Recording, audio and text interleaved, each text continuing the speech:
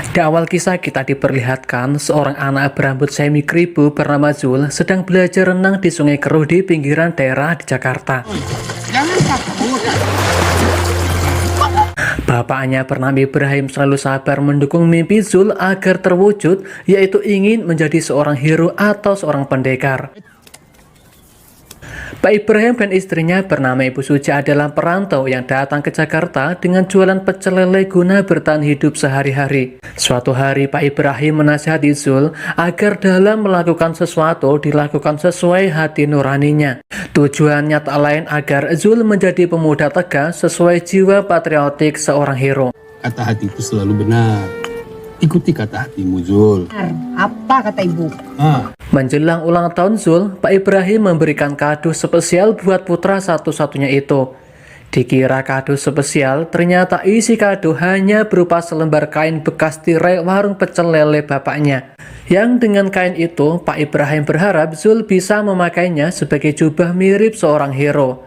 Zul yang sangat senang berhayal dengan jubah tersebut, ia seolah mengira dirinya adalah seorang hero yang siap membantu siapapun sehingga bapak dan ibunya memanggilnya siap men. Siap, men.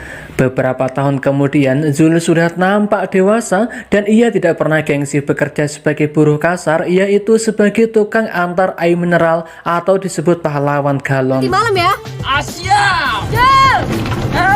Salah satu langganan Zul adalah sebuah rumah anak yatim yang bernama Rumah Singgah yang dipimpin gadis bernama Aisyah yang selalu menggunakan air mineral yang diantar Zul. Dan karena uang lagi krisis, Zul rela tidak dibayar dengan uang oleh Aisyah, namun sebagai gantinya Zul mau dibayar dengan sebuah gambaran karya tangan Aisyah sebagai bentuk karya seni yang sangat indah di mata Zul. Air, boleh nanti ya? Bayar pakai ini. Dari sini terlihat jika Zul seperti ada rasa cinta kepada Aisyah, namun Zul hanya menyimpan perasaan itu di hatinya. Karena Zul dari kecil berhasrat jadi seorang hero atau pendekar, dibantu dua rekannya bernama John dan Diana yang merekam atraksi Zul, Zul mencoba bergaya ala hero idolanya. Seperti Gundala yang membuat Zul tersambar petir sungguhan. Lu berhasil? Ingin seperti Spider-Man hingga Zul digigit laba-laba, dan di saat mempraktekkan halusinasinya, tiba-tiba seekor ular kobra besar masuk rumah dan mematok kaki Zul.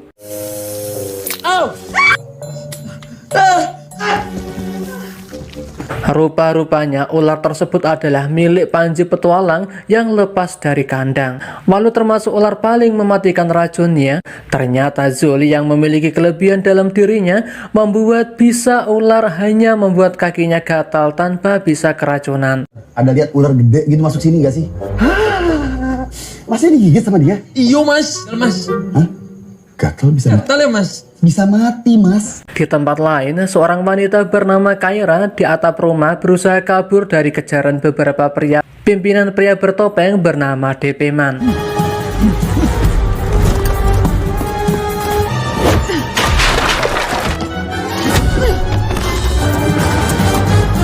Dan karena Kaira terdesak, maka ia nekat masuk ke sungai agar selamat dari kejaran DP Man dan anak buahnya.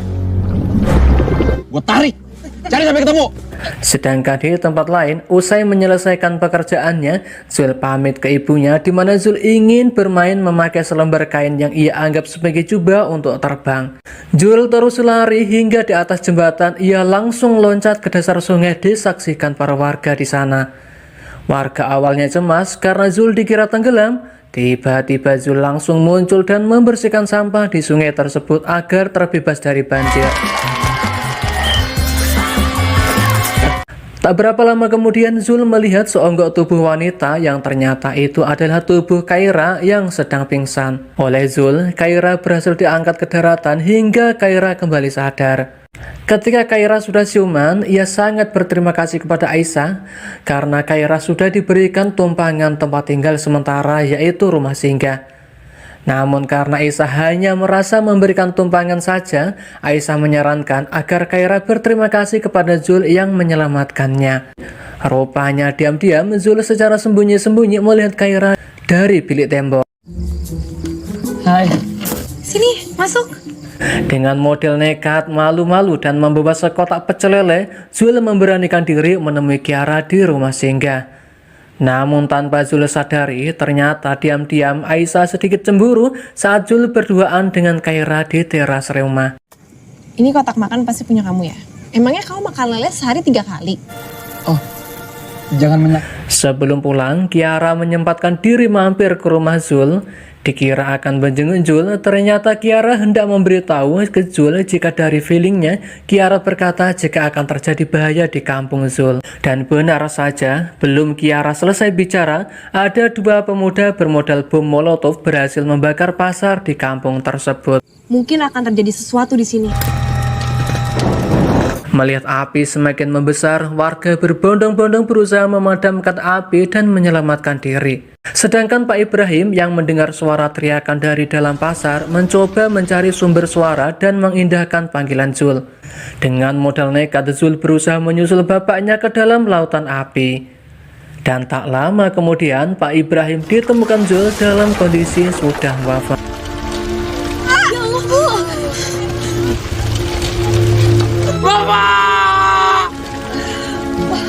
Kini pasar dan beberapa rumah warga hangus terbakar. Kiara sempat berusaha menangkap salah satu pelaku pembakaran tersebut, namun sayang si pelaku berhasil kabur. Usai pemakaman, semua warga merasa kesedihan begitu besar. Sedangkan Kiara berhasil menemukan bekas korek api yang digunakan penjahat untuk menyulut api semalam. Dan dari cangkang korek api, Kiara melihat ada tulisan Gersang Korp, pemilik korek tersebut. Kiara lalu menemui si pemilik korek, yaitu putra dari Tuan Gersang bernama Miko. Di hadapan Kiara, Miko berkata jika ia sengaja membakar pasar tersebut karena ingin membangun mal dan apartemen mewah di sana. Semua punya keluarga yang kaya. Lo pikir supaya terbongkar semuanya? Ya, sebaiknya jangan saling menyakiti. Esoknya, atas perintah Miko, seorang pria bernama Depemen mencoba mengintimidasi warga dengan cara mengusir warga dan mendesaknya agar bisa membayar uang sewa tanah yang mereka tempati saat ini. Selama ini ternyata tanah yang warga tempati adalah milik Gersang Korp dan warga yang tinggal di sana statusnya adalah menyewa lahan.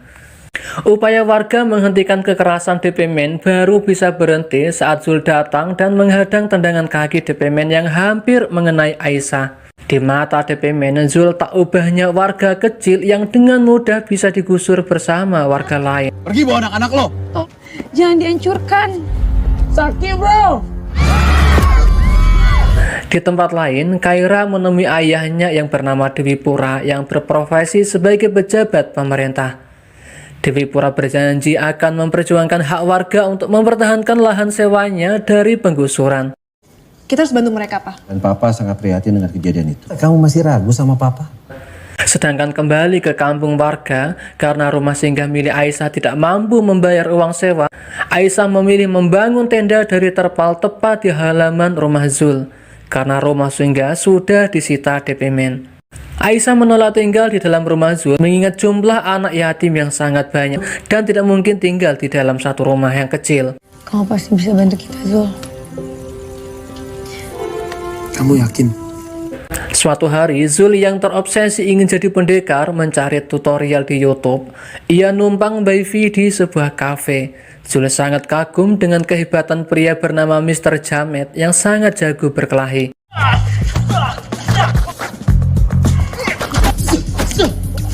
Namun untuk belajar ke Mr. Jamet ternyata ada biaya mahar sebesar 1 juta rupiah yang tidak mungkin Zul bisa membayarnya. Dan suatu malam di mana Zul tak sengaja melihat anak kecil hampir terseruduk mobil yang mundur parkir, beruntung Zul bisa menahan dorongan mobil tersebut.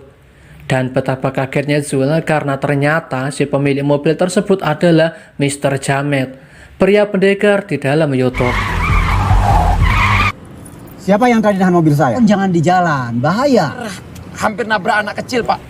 Dari sini Zul ditawari jadi jagoan seperti Mr. Jamet gratis karena Zul sudah berhasil menyelamatkan anak kecil. Namun yang bikin kaget adalah Mr. Jamet jadi jagoan hanya bermodalkan editing video alias jagoan di depan kamera saja. Keren. Jadi Mr. Jamet nggak kuat beneran? Saya jagoan.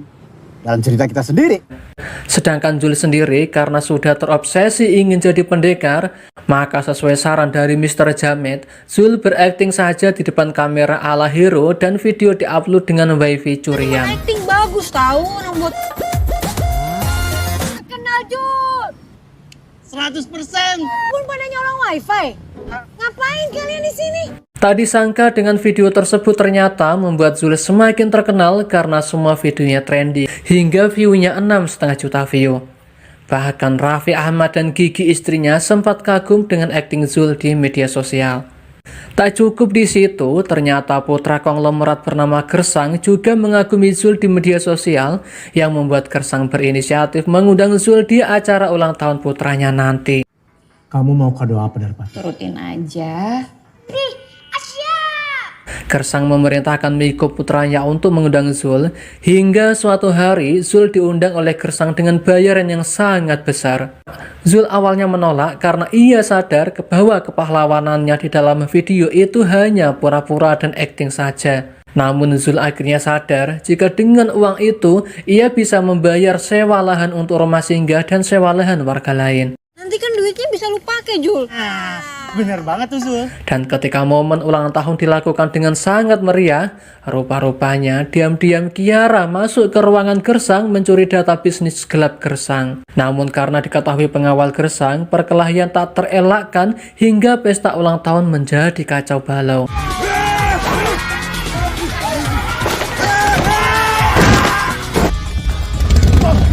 Kiara lalu menyerahkan file yang berisi kejahatan Gersang kepada ayahnya. Ia berharap agar kejahatan Gersang diungkap kepolisian atas bantuan ayahnya yang menjadi pejabat pemerintah.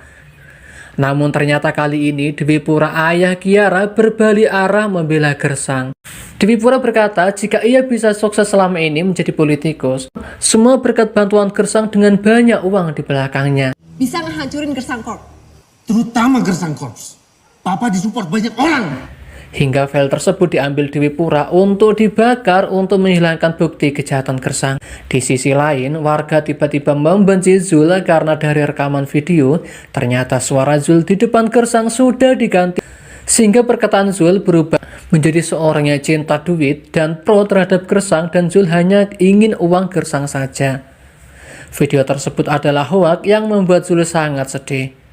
Tak cukup di situ, kesedihan Zul semakin menjadi-jadi saat ia melihat berita di media sosial jika Kiara akan menikah dengan Miko. Sejak saat itulah, Zul tidak ingin menjadi pahlawan di YouTube, tapi ia ingin menjadi pendekar yang sebenarnya di kehidupan nyata hingga ia berusaha keras untuk melatih kekuatannya.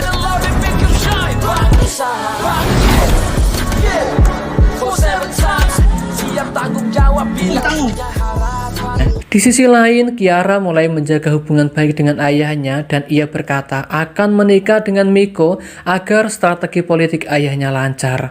Dan ternyata itu semua dilakukan Kiara agar ia bisa dekat dengan Miko dan Kiara bisa mengambil HP Miko untuk mengambil file bukti kejahatan Miko selama ini. Aku boleh lihat di handphone kamu? Kan nomornya di handphone aku kehapus.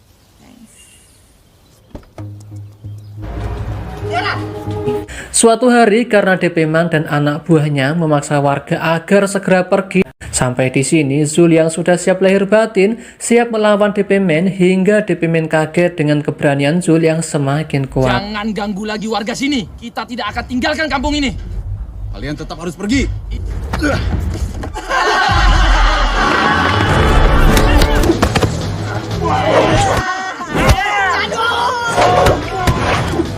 Warga pun tidak mau diam karena ia siap membantu Zul melawan DP Man dan anak buahnya.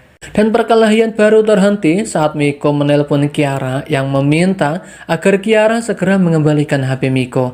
Jika tidak, maka keselamatan anak-anak yatim dan Aisyah akan terancam yang saat ini sudah tersandra oleh Miko. Kamu balikin handphone saya. Mereka semua akan ke surga. Di sisi lain, Gersang mulai marah ke Miko putranya sendiri yang selama ini Gersang menilai jika Miko sudah gagal bekerja sesuai yang diharapkan Gersang.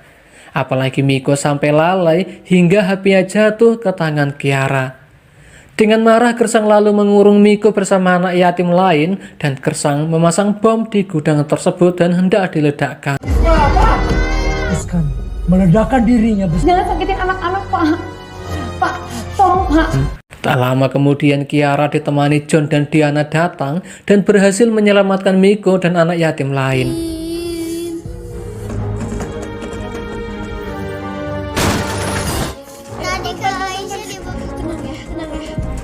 Sedangkan Gersang yang kecewa mencoba membangkitkan kekuatan tubuhnya dengan cara menyuntikkan sebuah cairan serum pada tubuhnya.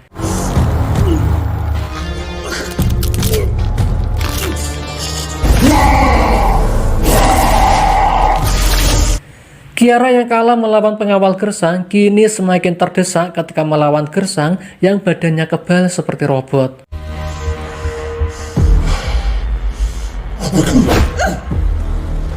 Tiba-tiba datang sesosok pendekar masa kini dengan motor tuanya berjaket hitam. Ya, inilah sosok Zul yang berjuluk Asyap Man yang siap menyerang Gersang. Pertarungan sengit 2 lawan 1 terus memanas, namun Gersang tetap tidak terkalahkan dan badannya semakin kuat.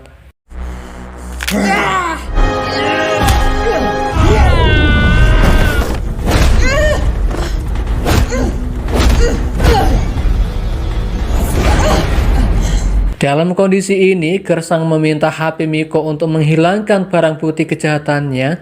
Namun di luar dugaan, Miko justru menyerahkan HP-nya ke Diana dan memberitahu passwordnya, dan Diana diminta segera mengirim file tersebut ke polisi dan ke media sosial.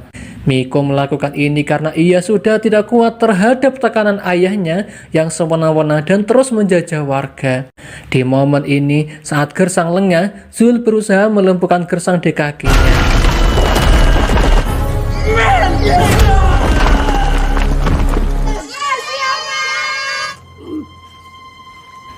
Dan di saat Gersang sudah kalah dan dipastikan ia akan masuk penjara, maka Gersang memilih mengakhiri semua. Ia lalu menekan remote control bom, dan di saat timer bom tinggal sedikit, Zul bingung ingin menyelamatkan Kiara dan Aisyah. Karena Zul terlalu pelin-pelan dalam kondisi ini, bom lalu meledak sebelum Zul bisa membawa keluar Aisyah dan Kiara.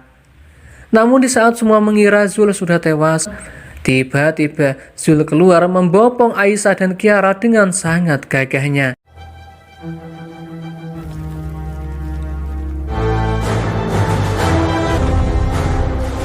Dan sejak itulah kampung di mana Zul tinggal mulai bebas dari intimidasi karena lahan tersebut berhasil dibeli oleh Dwi Pura dan dimanfaatkan untuk kemaslahatan publik. Dan sampai di sini cerita selesai.